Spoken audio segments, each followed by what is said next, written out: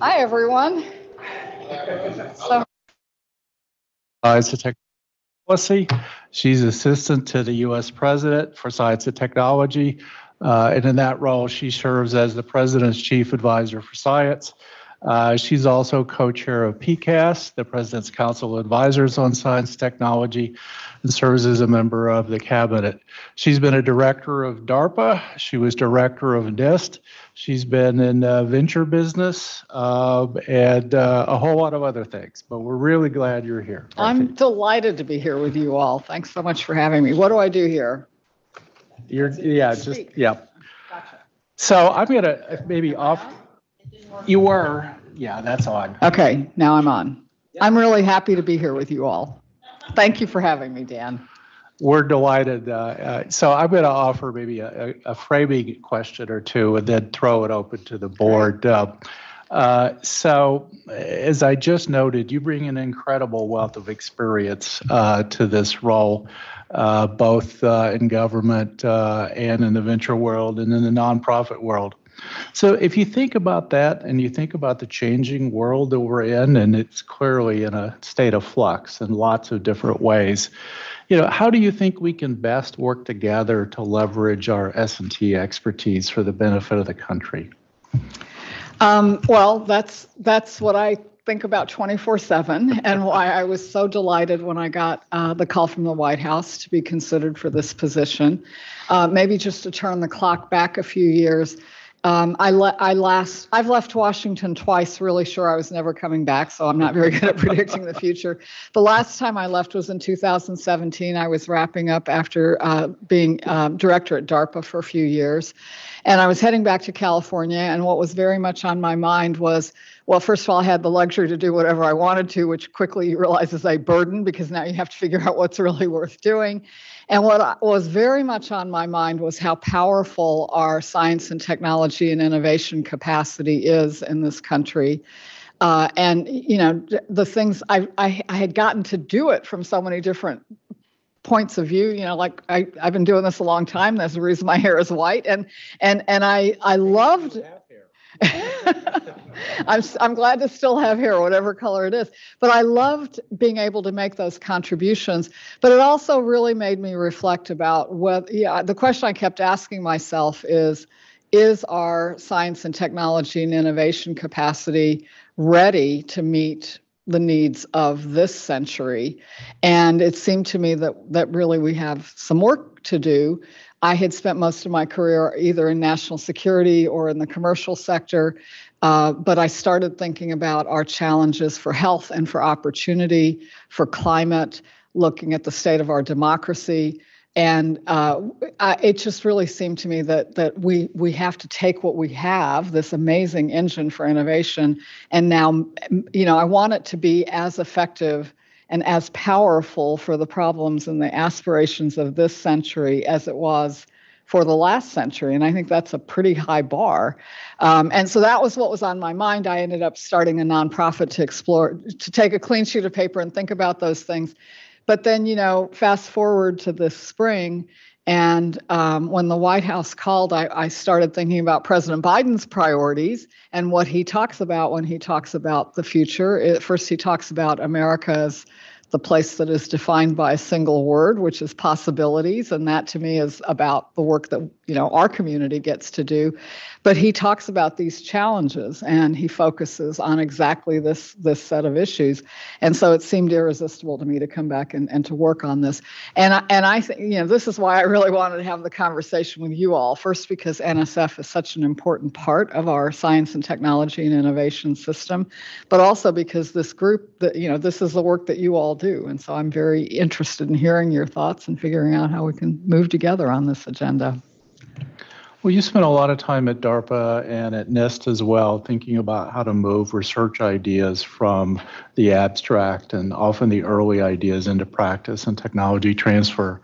And as we look at the new TIP directorate in NSF and the increased focus on how we lower some of those barriers and build regional partnerships, diversify the geography of innovation. Yeah. Any words of advice as we grapple with how best to spin that up, knowing that you really get one chance to make a first good impression and build the kind of ecosystem that sets a standard for what goes forward?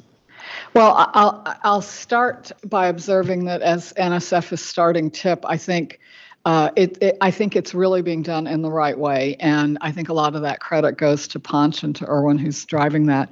Number one, because it's being done in a context of understanding that we need to keep strengthening and reinvigorating what already works so well here at NSF, and that we need to add this new element. And to me, TIP is a classic example of the kind of structural shift that we need to now add to the mix that we've got in federal research and development. So I think it's not the only thing that we need to do or the only thing that we're doing, but it is actually a terrifically important piece, and I'm very happy to see the progress. And I'm still catching up. I haven't heard much about it yet, but I've gotten a little bit of a sense of it. And I think this is something Ponch and I have talked a lot about. But I do think that I think it's done a very good job of being clear about its goals. They're reflected in the title, but then they're further articulated in terms of thinking about the regional activities, the other components. I think there's a lot of learning from smaller, earlier experiments that had gone on, and I think that can be very valuable, whether it's about commercialization or what works in terms of, sparking and then driving regional activities that can really be very meaningful. So I see a lot of promising pieces, and I mean it's still very early days. So I think there's a huge potential that has to be realized there. Well, I'll ask one more, and then I'll throw it open to my colleagues. But wearing your OSTP hat and looking at us as the oversight board for NSF, how can OSTP and Science Board best work together to advance some of these agendas? Well, you're grilling me, but part of what I want to do while we're here is I want to hear from you all about what's on your plates. What are you thinking about? How are you approaching these questions of how we succeed for this century? And I think that'll help me have a clearer idea. But I very much view you all as one of the partners that we would like to work with. Well, then I will give you that opportunity and ask us a question. So okay. Go for it. I think the question I would ask is for any of you individually or you all as a group, how do you see what do you see as your mission? What do you see as the work that needs to be done? Who wants to jump in first? Okay. Vic is never shy. That I know. Welcome back, and always good to see you again. At the APLU meeting about 2 weeks ago, the annual meeting, many of the chancellors and presidents were there saying that, as land grant schools and helping our communities, that we've lost our way. They because of state appropriation cuts and everything, they found themselves trying to be like the private universities and chasing after certain goals. But given where we are now, that conversation is saying, look, we've got to come back and work in our communities and be hubs for that.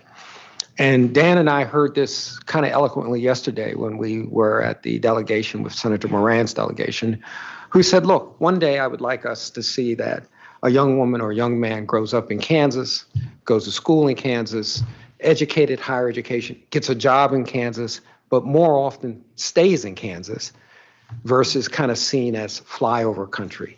And that whatever they're doing in economic development, basic research, or national security is important. And I think my colleagues here, we're kind of seeing moving in that direction, and that conversation is happening. How can we as a board, from where we're at, what we do, start to maybe make that American dream come true? That's great. That's a great one. I think it really ties directly to the conversation about regional innovation and how do you turn that into an engine for for all kinds of communities. Yeah. Dario?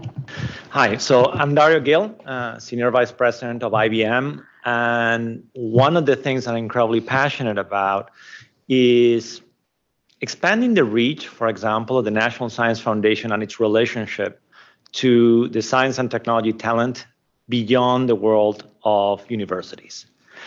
And I offer as a reflection that since the creation of the National Science Foundation, the nature of the science enterprise of our nation has changed so dramatically, right? So if we look at the $650 billion that we spend in R&D, 70+% of that is spent on the private sector. But an observation that I've shared with board members over the last few years is that the relationship of that talent with the agency is mostly linked to their years being educated. Yes. For those who choose to enter academia, it maintains this very strong relationship, but it's somewhat severed by those who go into the private sector.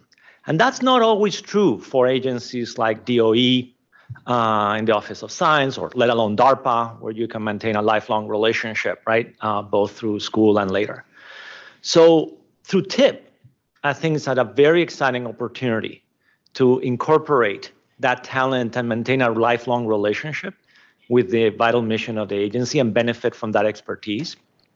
And actions that we have taken recently as well of enlisting the support of CEOs and private sector against the mission of the National Science Foundation has been a core agenda that we're also undertaking. So that expanded vision of NSF with the science and technology talent of the nation is something that, I think some of us care very deeply to enlarge. It's so interesting, and it's something I've been thinking a lot about, but I came at it from a completely different perspective. But I think I ended up somewhat where you are. The question I like to ask is, if you know you need to get somewhere, there's a future that we have to create in this country that's a better tomorrow than the one that we're living in today. If you ask the question, what does it take to get there? We know that academic research is absolutely essential. It's one of the things you need to get there. And I think we also are all pretty clear it can't do it all by itself. You can't just push the noodle of research out of universities and accomplish everything that needs to be accomplished as a country.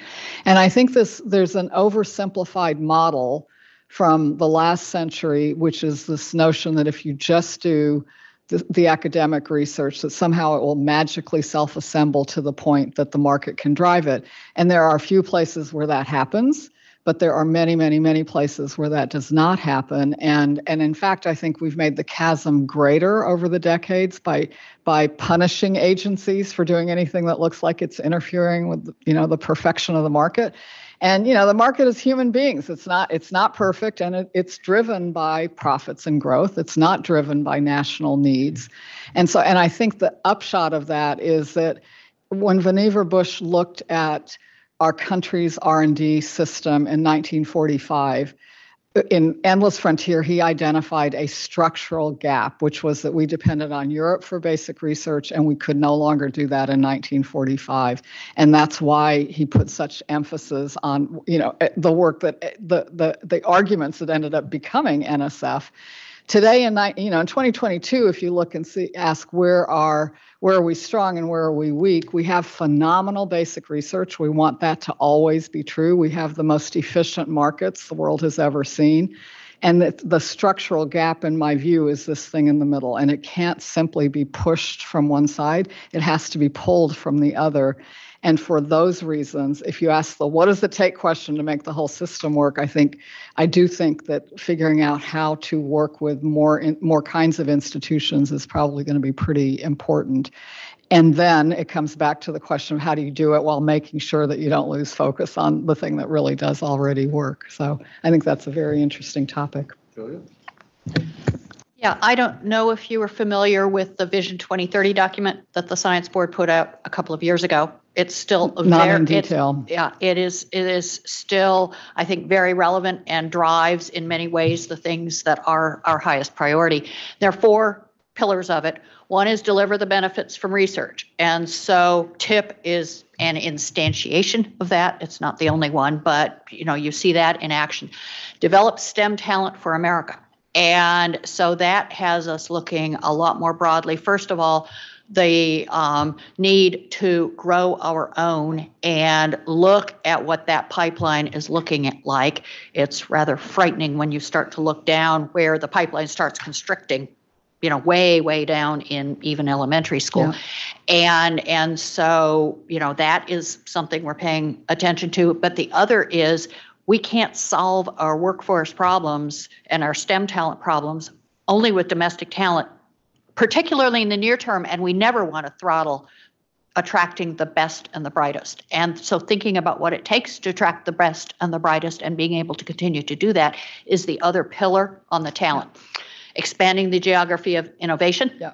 And so TIP gets at that, but there are a lot of other things that we're looking at that gets at. And finally, fostering a global S&E community. And one big piece of that is that while the U.S. doesn't necessarily have to lead in everything, it needs to be up there with the other leaders, because not everyone conducts science and engineering the way we think it should be conducted, and we have to have a seat at the table to help continue the ecosystem in a way that is conducive for everybody, but also for ourselves.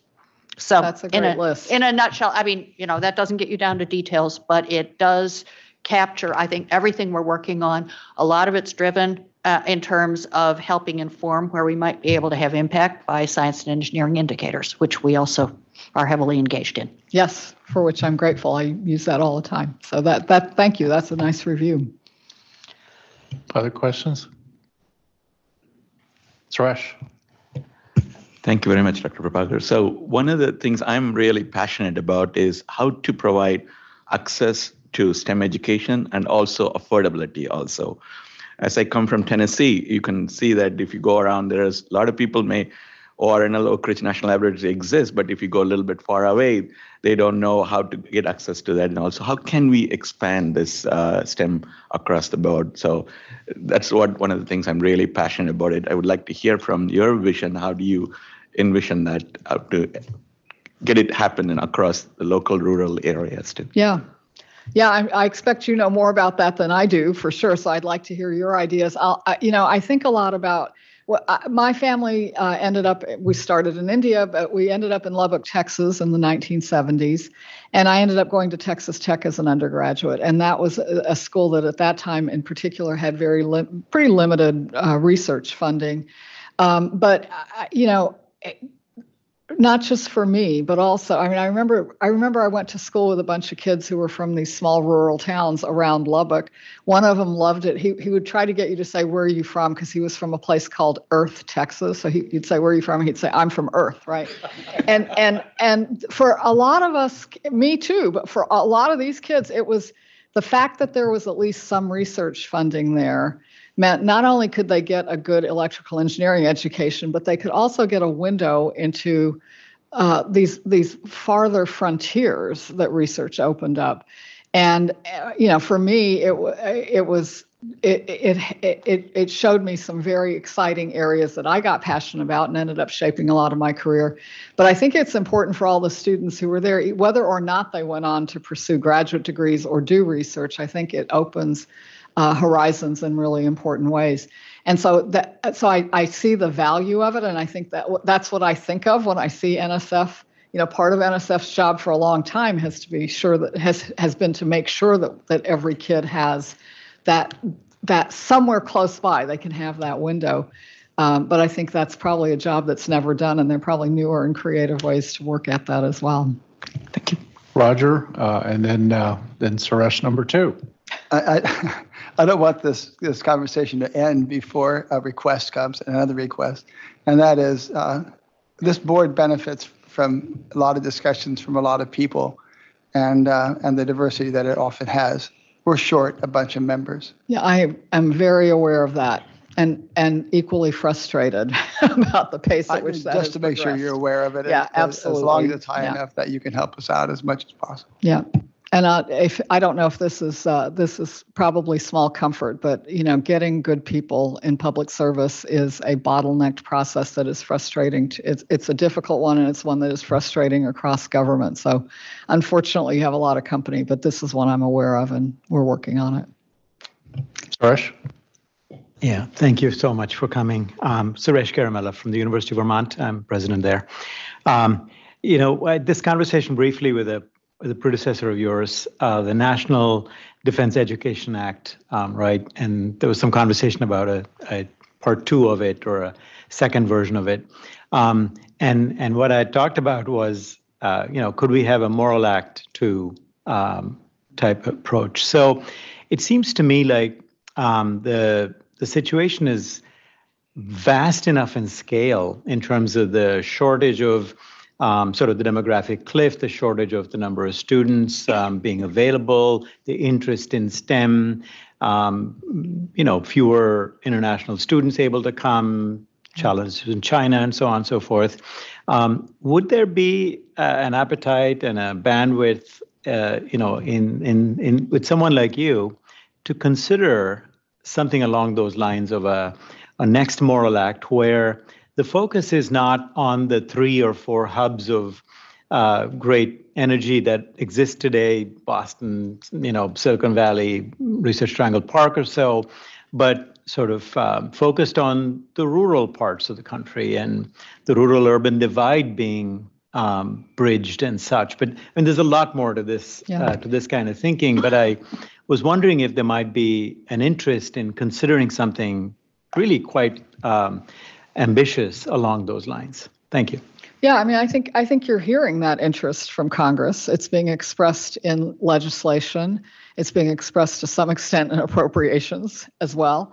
And I think, if you peel it all the way back, all the issues you mentioned are very real. But what I think a lot about is how these are places where we can strengthen the fabric of the country, and the polarizations that are driving us apart, that are endangering our democracy, are rooted in part in the very disparate landscape of opportunity. And whether it's a young Black kid in an urban neighborhood or a white kid in some rural community, if you don't have the access to opportunity that makes America the great place that it needs to be, if you don't have that, then that is fueling, I think, so many of the problems in this country. So I think people see that, and I think there are efforts to move in that direction. I think NSF is picking that baton up and running with it. Steve. Hi, I'm Steve Willard. I'm chair of the Oversight Committee. And I just wanted to, since you asked what does the NSB do, one of the elements is, we are a governing board and we are responsible for making sure that you can sleep better at night. And I appreciate all the help I can get in that regard. Well, we're a fiduciary for a lot of, maybe not enough, but a lot of government money. And we've just had our 25th clean audit opinion. Wonderful. We take our responsibilities there seriously. We've been looking into the harassment claim. And I think that's one element of who we think we are as a governing board, is looking after those things so that you will feel more confident working with us and other people about the development and the moving forward. That's great. Thank you for sharing that. Well, I'm sensitive to our time. It's at the top of the hour, so I want to bring this session to a close.